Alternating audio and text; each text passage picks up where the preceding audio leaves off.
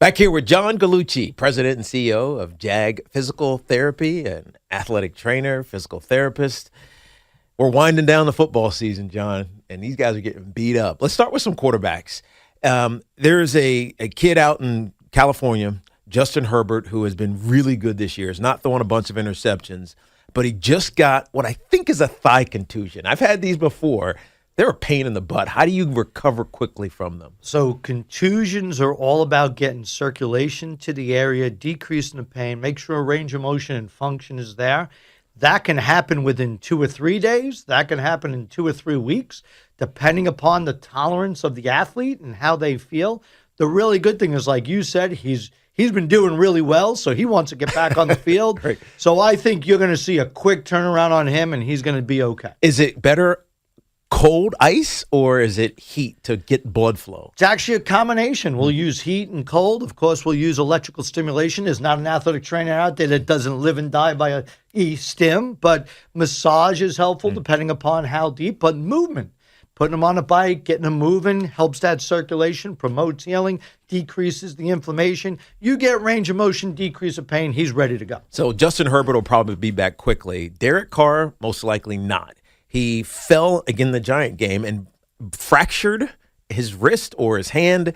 Significant issue. He's going to miss some time. Recovery from that, it's non-throwing, thankfully, so it shouldn't affect his ability to be a quarterback. But how do you move forward after breaking a hand for a quarterback? The interesting thing, they haven't put him out for the season, but we all know a fracture takes 6 to 8 weeks, especially if you have surgery with it. It is his non-throwing hand. Depending upon how the surgeon pins it, maybe we see him in the last 2 weeks, but I don't think so. Yeah, especially for a team that's not really playing for much. You're not really going anywhere, so why push it? Let's get him back good, healthy, and ready to rock next year. Let's move to my former position. Kenneth Walker, who's running back for the Seattle Seahawks. He has an ankle and calf injury. Obviously, he wants to try to play through it. He did not play last week. Zach Charbonnet filled in for him pretty adeptly.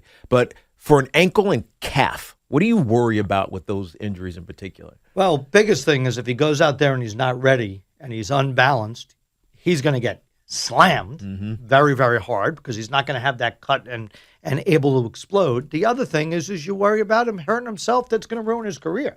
So you're 4 weeks left. Why are we going to push this? I think they're doing the right thing. I think they were smart this week.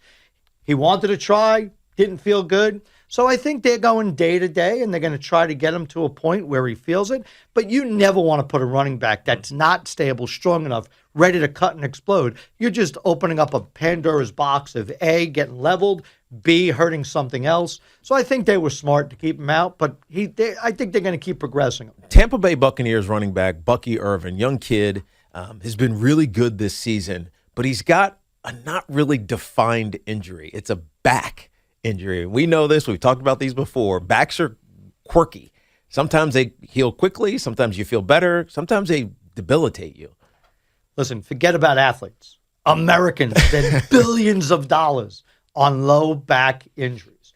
It's debilitating. Think about not being able to get in and out of a car, get up from a toilet, being able to turn around and be able to hug somebody, be able to sit and work. You can't do it. So how can a professional athlete with a nagging low back pain be able to function at the highest level? Think about an NFL star. Oh, that's right. You are an NFL star. Think about how you've got to be at the top of your game. Your body is your machine.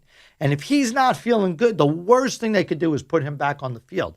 And they've got to get this back under control. Now, they're probably doing all the right rehab things. I'm sure they're looking at different aspects of surgery or intervention with some sort of medicine and injections. But at the end of the day, anybody with a nagging low back pain, it's debilitating, and you don't want them on the field. Right. Rest is the best thing. Rest is the best thing. Let's get them back 100%. Now, research does show us if it's a non-surgical intervention, within 6 to 8 weeks, most back injuries resolve by 80 to 85%.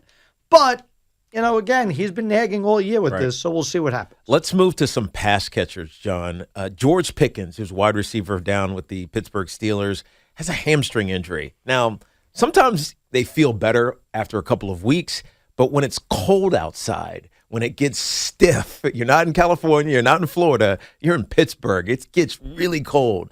What are the challenges of getting back after a hamstring injury when the weather conditions aren't great? It's an awesome question. Think about that. So you warm up before the game, but then you're on the sidelines for a minute and a half. Then you're expected to explode when you go out there. And he's technically, according to all the articles, nursing a second-degree strain, which is a true tear. So realize that. So there's healing, there's scarring down, and ultimately now you're going to warm up, cool down, warm up, cool down.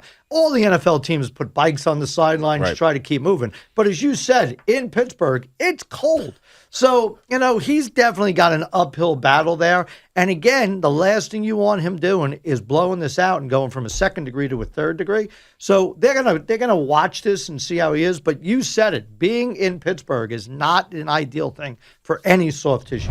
This is week 15 of the NFL season. This is when it really becomes crunch time. And if you got to battle through an injury, you battle through.